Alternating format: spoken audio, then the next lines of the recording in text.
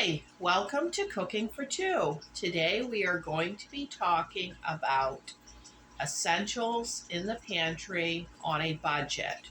These are like the bare minimum things that I have to have at all times. Unbleached all purpose flour, oil, sugar, baking powder, baking soda, yeast, cornstarch, oatmeal, cornmeal, and imitation vanilla extract. From just this list, I can make pizza dough, homemade bread, biscuits, cornbread, plain muffins, sugar cookies, uh, cake. And then when we add the spices to it, waffles. I don't know if I said pancakes, waffles and pancakes. Then when we add the spices to it, the list, onion powder, garlic powder, cinnamon, oregano, seasoning salt, black pepper, taco seasoning, and bouillon cubes, chicken and beef.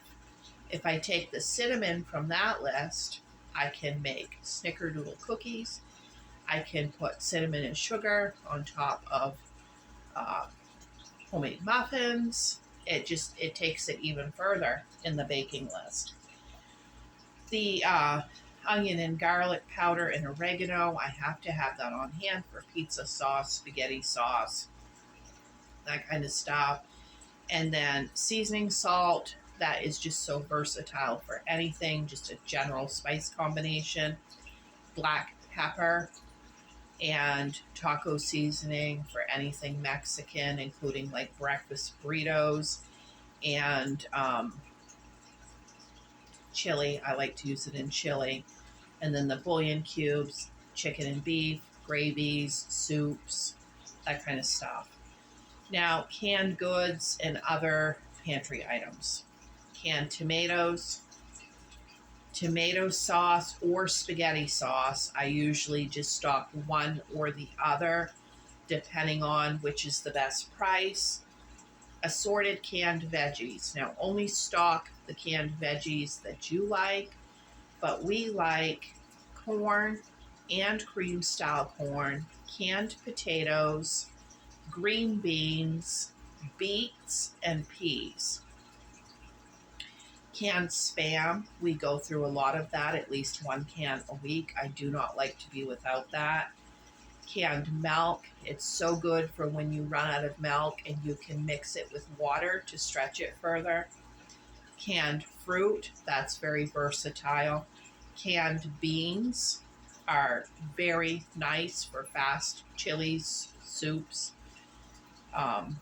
things like that.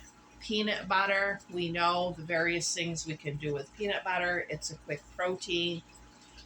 Pasta, rice, and then this is one that you guys might find funny, but those canisters of Italian breadcrumbs, I do not like to be without those. I like to top casseroles with them. I put them in my meatloaf, my meatballs. It's something I like to have on hand. And then potatoes and onions, they keep forever, like a really long time in the pantry.